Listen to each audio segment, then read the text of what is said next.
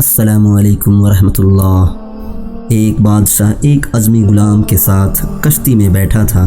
غلام نے اس سے پہلے کبھی دریا نہ دیکھا تھا اور نہ کبھی کشتی میں سفر کیا تھا۔ اس کے جسم پر لرزہ طاری ہو گیا اور فرط خوف سے اس نے بے تحاشا گریزاری شروع کر دی۔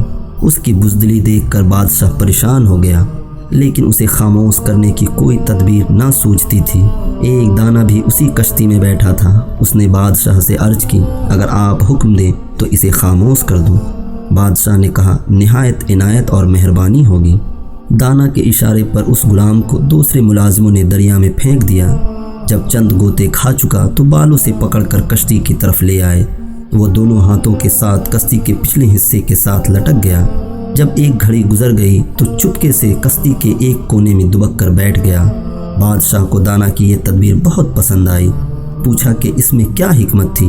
دانا نے کہا، اس نے کبھی ڈوبنے کی تکلیف نہیں اٹھائی تھی اور کشتی کے آرام کو نہیں جانتا تھا، اور آرام اور سلامتی کی قدر وہی شخص جان سکتا ہے جو کسی مصیبت میں گرفتار ہو چکا ہو۔